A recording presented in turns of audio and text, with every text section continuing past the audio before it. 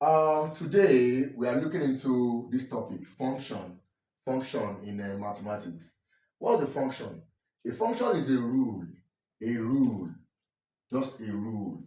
Understand me now? That assign elements, the input element to the output element. Understand me now? It's a rule. It assigns values of the input to the output value. That's what you call function. Note it. You understand me now? Now let's say we have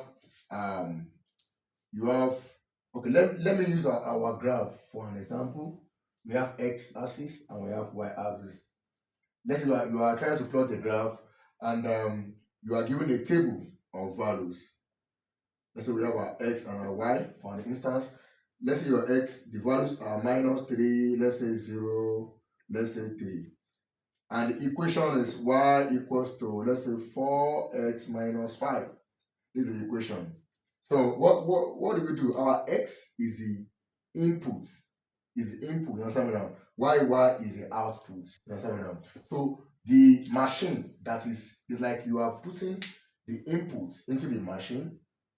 When you do that, the machine processes it and brings out the output. So input is the machine, the output. That machine you are inputting is called function. You understand me now? That your x is like the input, your y is like the output. So let's see, when x is -3, just put your x as -3 here.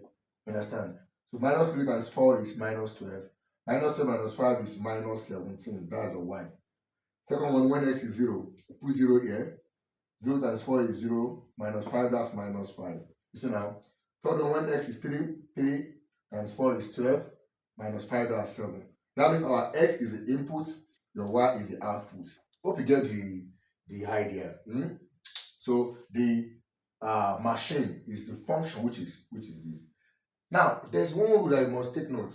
Your function, your y, the values that x is given out here must only be one. Just one for y. Y cannot be 2 values or 3 values, no. But your x can be 1 values, 2 values, 3 values, and so on and so forth. While your y must only be 1 value. So the output value must only be 1. While the inputs can be more than 1. Note it.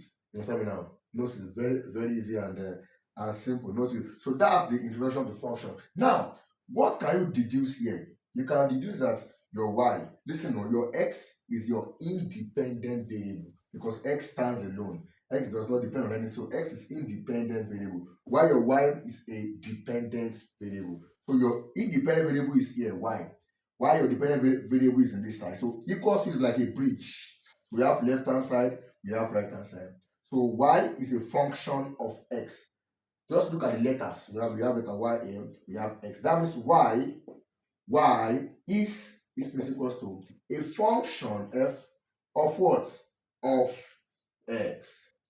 That means y is equals to f of x. So it means whenever I have y, my y stands as f of x because y is a function of x. So I can remove this y and put f of x. So I can say f of x is equals to what? 4x minus 5. So this guy here still means y. Hope you get the idea. So that's basic introduction to function. So you can use that to even plot a graph. That's what I mean now. You can plot a graph and get your result. So note it. Okay. So that's that about the introduction to function. That's about that. So note it. Okay. Now, coming.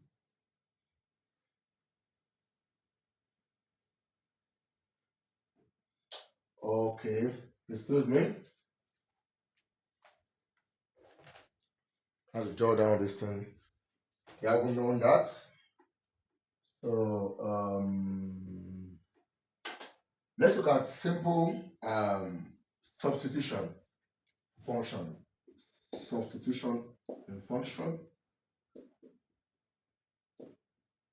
Let's assume you are given that f of x is equals to 4x minus 5. You have to find f of 2 and f of 5. How do you do it? Very simple and easy. How do you get f of 2? F of 2 is what? Just go to the function, just substitute. F of x gives us this. And f of 2 is what? That means your f of x, f of 2. That means your f is f, your x is 2. That means your x stands as 2. Just come here, anywhere you see x, remove it and put your 2 there. Understood? So that's what 4 multiplied by 2 minus 5. And that's what 4 times 2 is 8. 8 minus 5 is what? Is 3. That is my f of 2 is 3. You understand now? Okay, let's find f of 5 also here. F of 5 is what? That means put your x as 5. 4 times 5. 4 multiplied by 5. You understand? Minus 5. So that's what? 20 minus 5. And that is 15. You can so please jot all these things that are very easy and simple. So note it. Understood? So that's a simple substitution of formula. Let's take more examples there. Let's take more examples. Let's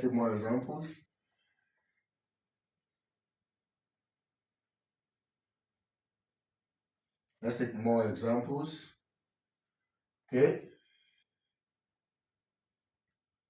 More examples. Now look at this example. Let's say we are given that f of 3x minus 5 is equal to x squared minus 5x plus 6.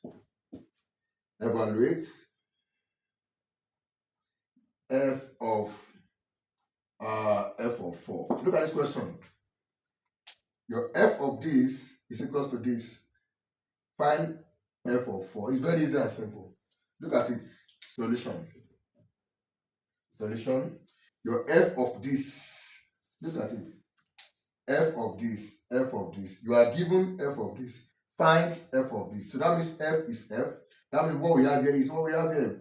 Inside enclosed bracket, enclosed. That means this expression here is equal to 4. They are same thing. That's where you start from. By saying, okay, 3x minus 5 must be same thing. They are same thing. It's same thing equals to 4. So you have to solve it first. That's what? 3x is equals to what? 4 plus 5. You see now? That means my what? 3x equals to 9. And x equals to what? 9 over 3. And x equals to 3. So my x is 3. So I will now come back to the equation.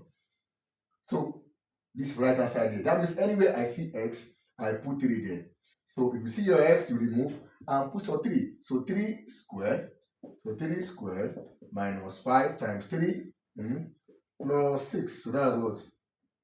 3 squared is 9 minus 5 times 3 is 15 plus 6. So that's what? Minus 6 plus 6. That is 0. That means my f of 4 is 0 for this particular question. Hope you understand. Because it's very easy and simple. Note it. Note it. Very easy and simple. Okay.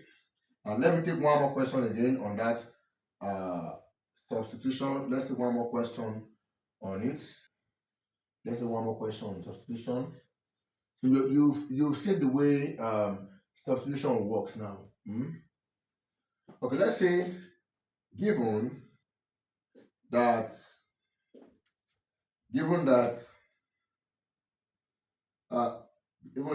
f of x is equals to f equals to let's say x minus 4 over x plus 3, such that x is not equal to minus 3. Understand? Okay. And g of x is equals to, let's say, x plus 4 over x minus 1. X must not be equals to 1. And I also evaluate 2h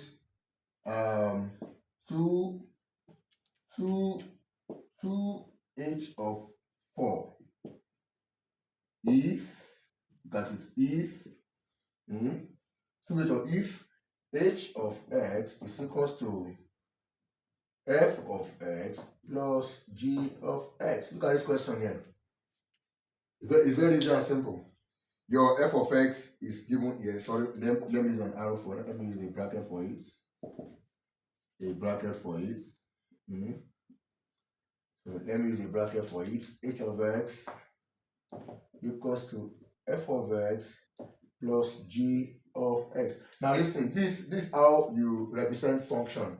You can say f of x, the way I wrote it here, equals to, let's say, x minus 1.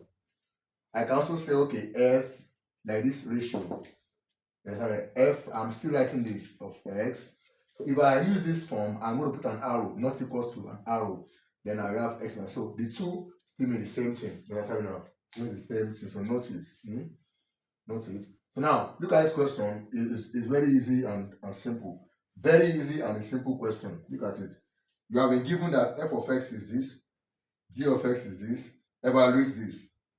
But they have given you the condition that h of x means equals to means it means h of x means sum of f of x and g of x. It means when you add f of x and g of x together, you get h of x. So this is f of x here, this is g of x here. So if you add them together, you get h of x. So that's where you start from. You understand me now? Now let's see.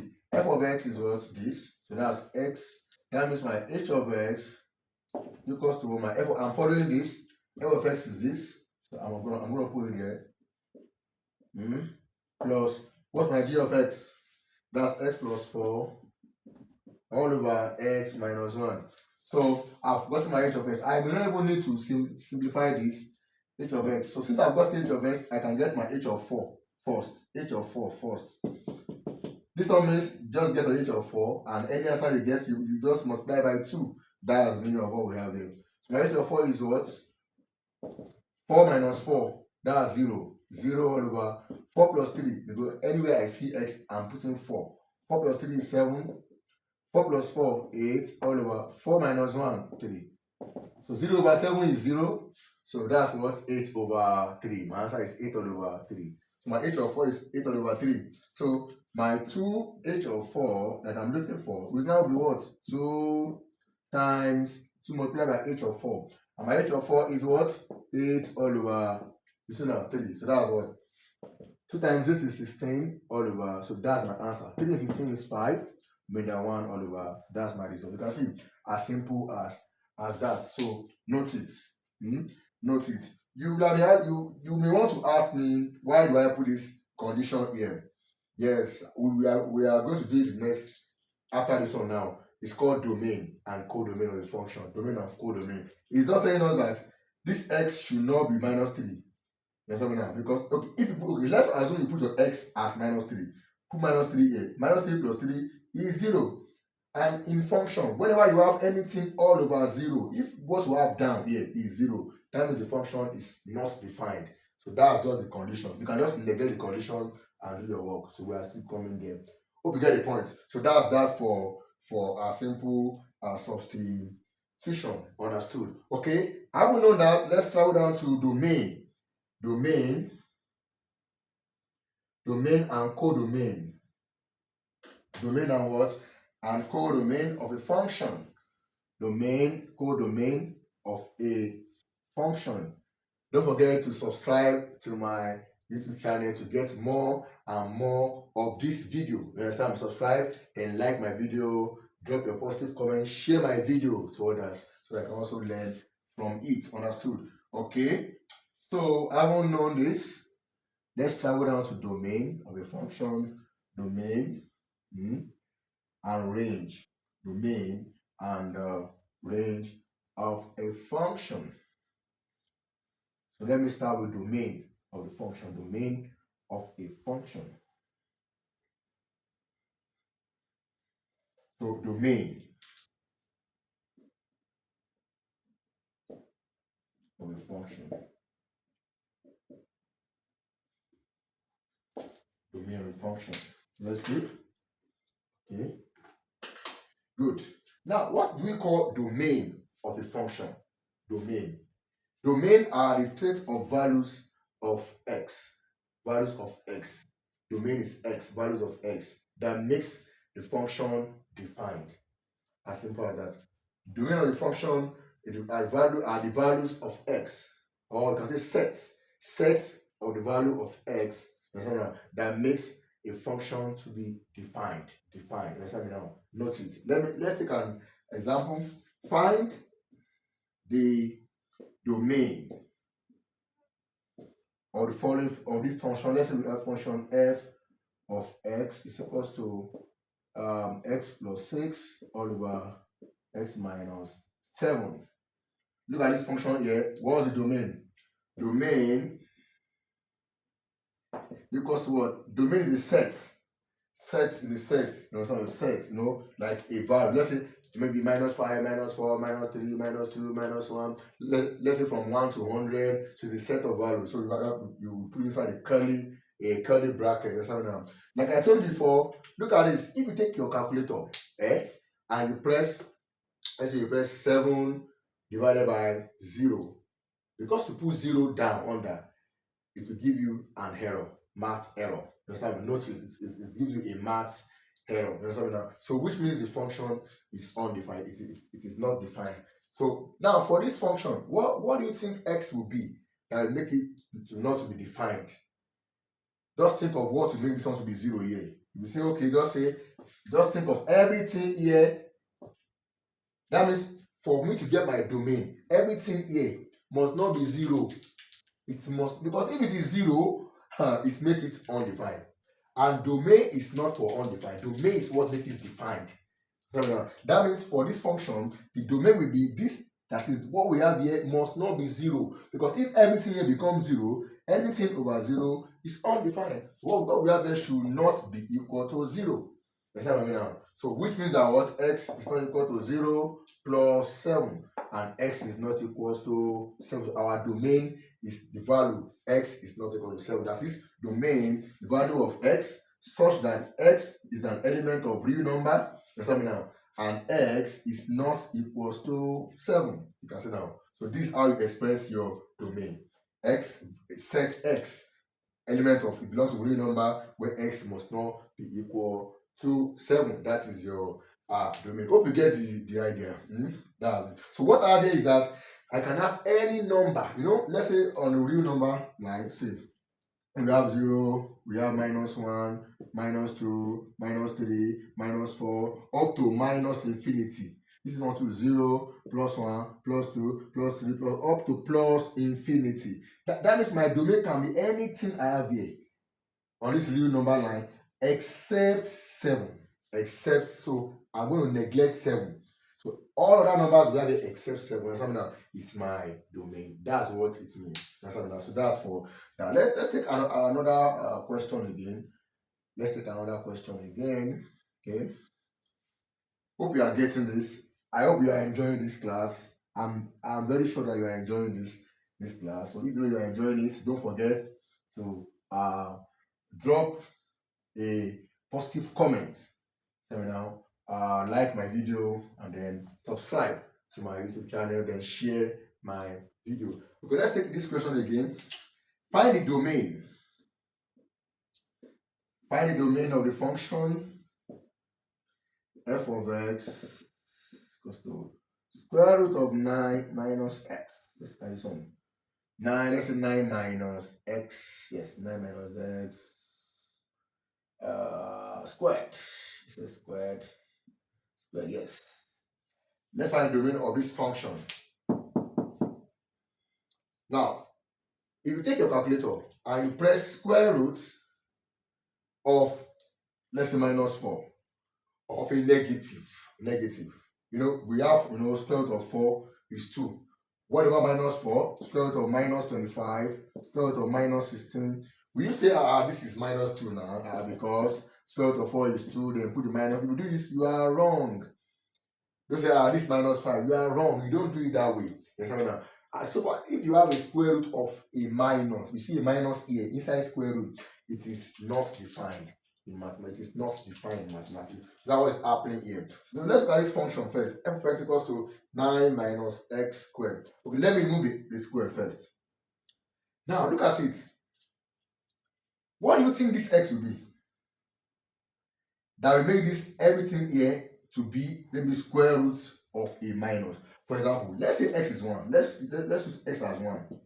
Put 1 here. That's 9 minus 1 is 8. Square root of 8. This is defined because there is no minus there. So 1 is part of the domain. Let me use x as, let's say x as 8. 8. Put 8 here. 9 minus 8 is 1. So square root of 1 is 1. It is defined. Because it's square root of 1 plus 1. Square root of plus 8, not minus 8. Understand me now? Let's say x is 10. X has 10. Now let's see. That means square root of what? 9 minus 10. That's square root of minus 1. There's a minus in your roots. Therefore, it is undefined here. That means 10 is not there. 10 is not there. Let me use x as 11. 11. Put 11 here. 9 minus 11 is minus 2. Square root of minus 2 is also not, you can see now, defined. So that means x cannot be 10. X cannot be 11. X cannot be 12, because if x is 10, it will become minus 1, which is not defined. If x is 11, it will become minus 2. Square root of minus 2 is undefined. If x is 12, it will become minus 3. If x is 13, minus 4, and they are all undefined.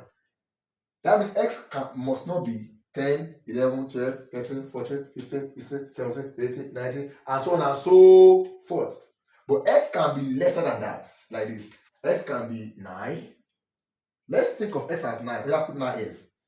9 minus 9 is 0. The square root of 0 exists. Yes. That means x can be 9. So we have x can be 9, 8. So put x as 8. That's 9 minus 8, 1. That's plus 1. Put x as 7. 9 minus 7 plus 2. Put x as 6. 9 minus 6 plus 3. And the square root. Put x as 5. Yes. X as 4. X as 3. X as 2. X as 1. X as 0. You put x as 0. 9 minus 0 is 9. Plus 9 is 0. X as minus 1. 9 minus minus 1 is plus 10. Yes. Plus 10. Plus 10. Check it out. Put minus 2. 9 minus minus 2 is 11. It's still plus 11. Put minus 3. 9 minus minus 3 is 12. That means x can be minus. That means x start from 9, 8, 7, 6, 5, 4, 3, 2, 1, 0, minus 1, minus 2, minus 3, minus 4, up to minus infinity. That is the value that make it to be defined. Because anything that is 10, 11, 12, 13 will make what we have here to be a negative. And square root of negative does not exist. Hope you get the point. So what is my domain now? My domain are the values of what? X from this 9. That I can say x less than or equals to 9. That's my domain. Check. Because if I say my domain is x less than or equals to 9, it means either my x is less than 9, which is 8, 7, 6, 5, 4, which are less than 9, or x equals to 9, exactly 9, which is exactly 9. So this expression means my domain. So this only means this expression stands for a lot of things. So instead of me writing a lot of numbers, I'll just write this less than or equals to 9. That is my domain. Hope you get the idea. So my domain is now what? So how will I write it? X is less or equal to 9. That is my domain. Understand me now? I can say my domain is what now? It's equals to what? Set x so that what? X is an element of real number and x is less or equals to 9. This is my domain. Understood now? So note it. That is my domain. Note it. So that's that for domain. Now from there, also let me explain domain from diagram. Let me explain domain from diagram, domain, codomain, and range from diagram, domain, codomain, and range. Let's do that from diagram. So we have domain. Let me clear this. So let's look at the diagrammatic representation of domain, codomain, and range. So let's see. Domain, codomain, and range of a function. These three are very important in a function: domain, codomain, and range. Domain, codomain, and what? And range. So let's see. Let's say, excuse me, that is here.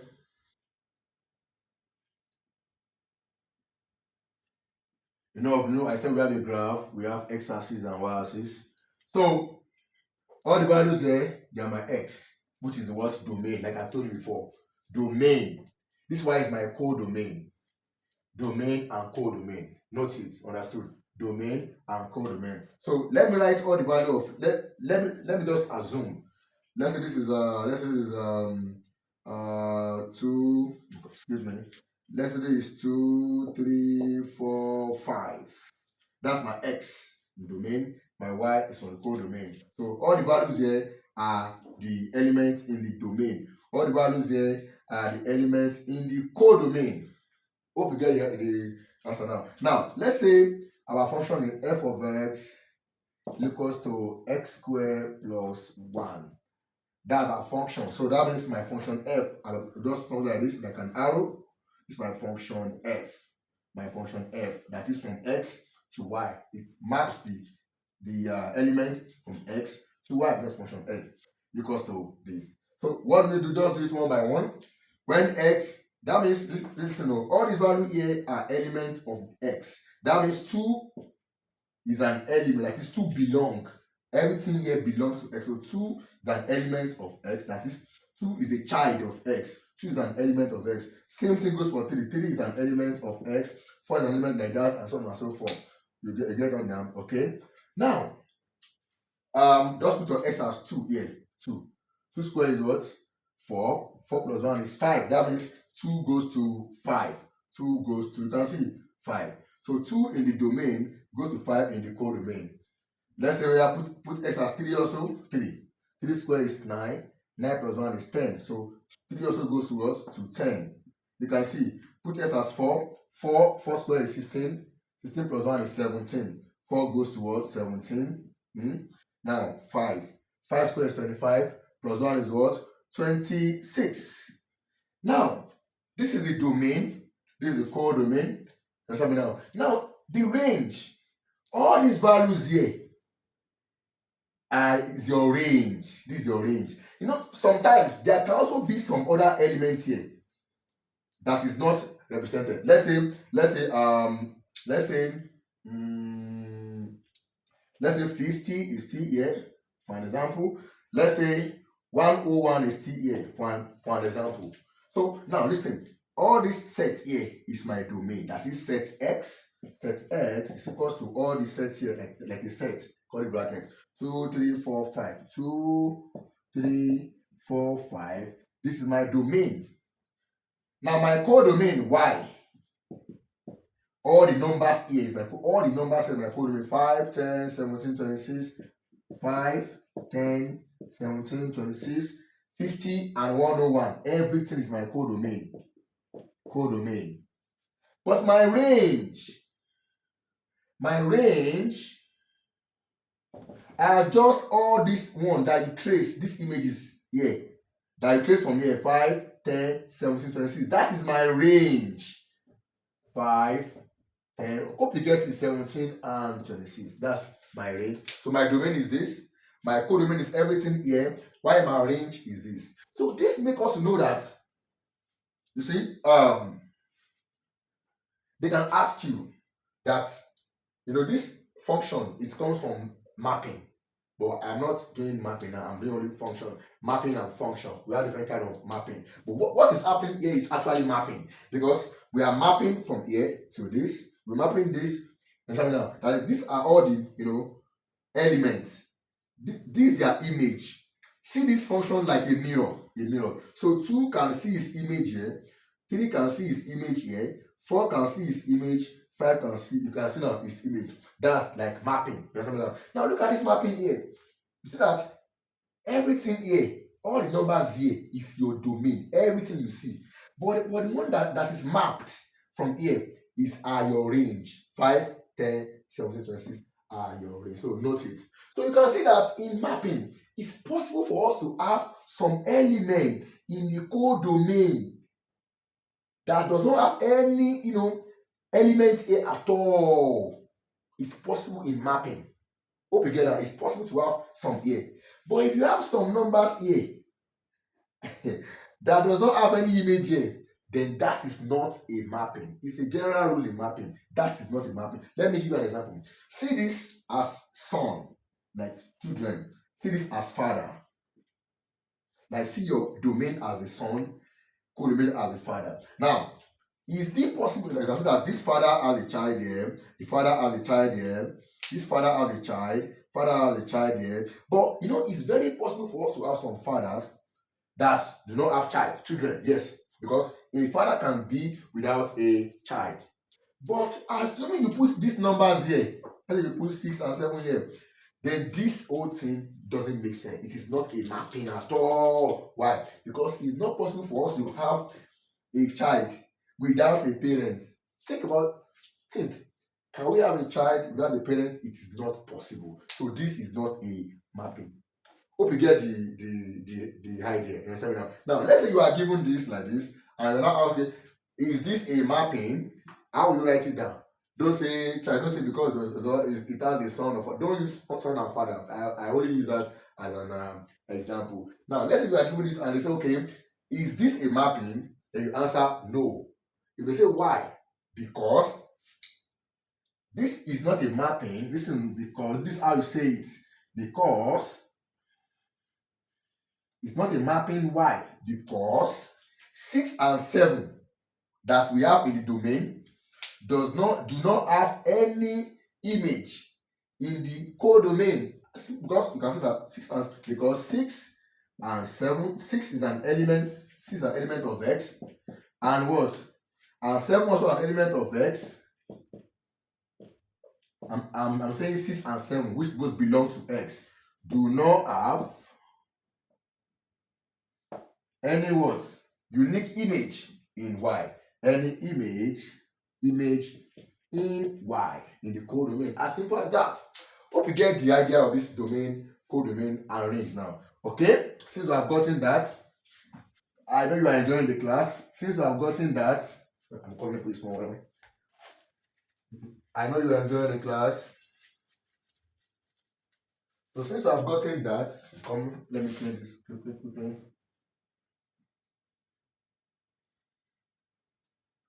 So we have one last thing to discuss, and that is the inverse of a function. Inverse of a function.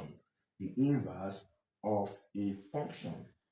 That's the last thing we are discussing in this class for this function, because we still have function. We still have function 1, we still have 2 and 3. So this is the first part of the class. Okay. Now the next thing we are doing now is what? Is inverse of a function. Inverse of a function. Inverse of a function. The inverse of a function. Okay. So every function must have its own inverse. You understand now? Inverse. So think of inverse like in your JSS 3 or your year 3, year 4, grade 3, grade 4. The grade 7, 8 or year 7 and 8. That's JS1, JS2. Must have taught you inverses. In English, let's say something like opposite, like an inverse. So a number will have its own inverse.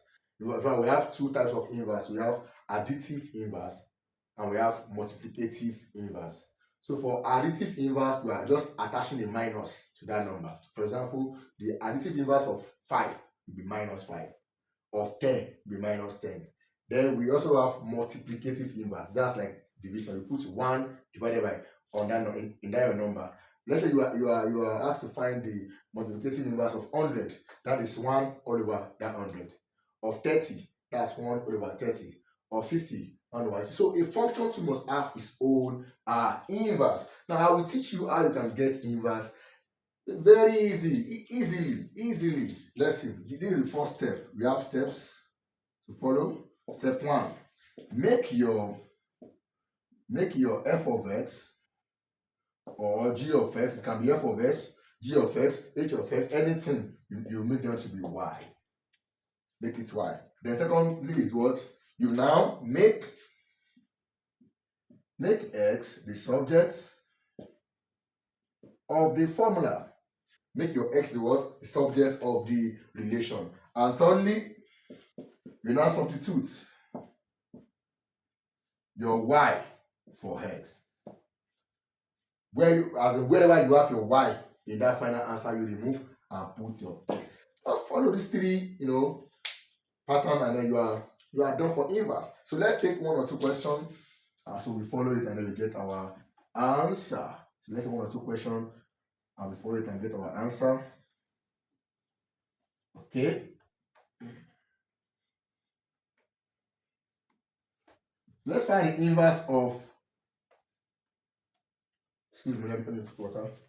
Let's find the inverse of the following. Sorry, I'm turn this board. Let's say the question says, find the inverse of. Let me wait for it to. Find the inverse. Find the inverse of the function f of x equals to x minus 7. Let's find the inverse of this function. Very simple and easy. Just follow those steps that I gave you. What's the first step? Your f of x, you call it y. Remove this and put your y. So y is equals to x minus 7. You can see. The second thing, make your x the subject or the formula. So y minus 7, you come here and become plus 7 is equals to x. So I made my x. So x equals to y plus 7. X equals to y plus. I made my x the subject or the formula. So this x is the one that is now f inverse of y, which is y plus. You don't get this is your x. This is my x here, y plus 7 here. So it means f of inverse of y. Why? Because from the beginning, from beginning we have y equals to x minus 7. And I told you that this expression means that y is a function of x, because y is for x, function of x. You understand? Which means that y is a function of x. Let me use my second marker. Y is a function of x. So from here, that means x will now be what? F minus 1 y. X will now be f minus 1 y. X equals to f minus 1 of y. Hope you get the idea. So do the same thing now. Your x, which means this, your x, which means what we have here, the same x is f minus 1 of y. I know your inverse means what? Your inverse means f minus 1 of x. The symbol of inverse is f raised to power minus 1, like inverse. Like, for example, the inverse of 5 is 5 raised to power minus 1. The inverse of our function f2 is f raised to power minus 1. So now, normally we are asked to find the inverse of this f of x, which means just put minus 1 there, f minus 1 of x. Understand now? So from here, x means f minus 1 of y, normally, which your x means this. So since that is the case, then our f minus 1 of x that we are looking for, the inverse, will now be what? F minus 1, f minus 1 of something, f minus 1 of something. That means your y stands for x. That means anywhere you see y, remove and put your x plus 7. That's the result. That's what I told you last. In that step, that you remove your y and put x there. So the inverse of this function is this. Very easy and simple. You see now let's assume we are asked to now find f minus 1 of 5. Just come here now. F minus 1 of 5 means what? X means 5. Whenever you see x, put 5. 5 plus 7, that is 12. And that's the answer. Hope you get the point. So that's for that. Let's take one more examples before we round up for inverse. Don't forget to subscribe to my channel, like my video, follow my video. If it's Facebook, follow my video, then you subscribe and then share my video. Let's take one more example. About the function example. Let's say we have find the inverse of g of x is equals to x minus 5 over 4 plus x, where x is not equal to minus. Look at this question. Find the inverse of the expression here. Very easy and simple. Okay, solution. You can rewrite by saying g put brackets of x. When you use bracket, you turn this arrow to equals to x minus 5 over 4 plus x. Okay, so this is the question given. So following the step I gave you, what do? We call this guy to be y. G of x to be y. Y is equals to what? X minus 5 over 4 plus x. Okay, what's the next thing after that? You make your x the subject of the formula. So let's see, how do we make our x? You can say over 1, you can cross multiply. So we're going to have y times what? Times 4 plus x is equals to what? X minus 5. Then I open the brackets. 4 times y is 4y. Y times x is xy. Equals to what? X minus 5. So if I want to make my x the sort of the formula, everywhere I have x, I will bring them to my left hand side. X is found here. X is found here. I will bring them to this side. So I have plus xy, which is xy. When this x comes here, it turns to minus x. Is equals to, now this 4y goes to the other side and turns to minus 4y. There's minus 5 here before. I will write again minus 5.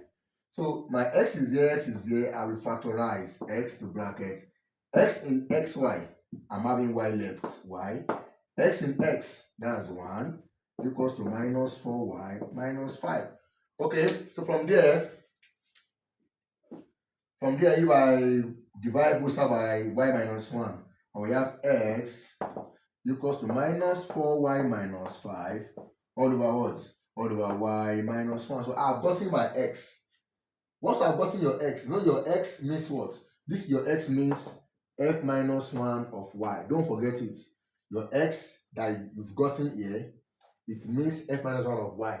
So since your f minus 1 of y is this, and we are finding f minus 1 of x, that means anywhere you see x, you put, where you see y, remove and put x. So f minus 1 of x, which is my inverse, will now be what? That means my y is y, my x will be x. So just remove your y and put x. That's minus 4x minus 5 all over x again minus 1. So that is my result for my inverse. Hope you understand. So I want you can pause the video, you can do it again, recheck again, forward it backward till you get what I'm talking about. Understood? But if you have done all that, I will see that you have not yet understood, you can drop it for me in the comments so I can explain better for you. So I will stop here for now. In my next video, I will continue on this function. Once again, welcome to Mr. Bam's online class. Hope you have gotten 1 or 2 things from my class today. I'm your friend, so make sure you subscribe to my YouTube channel, share my video, like and drop your positive comments. If it's on Facebook, you follow me. Thank you so much.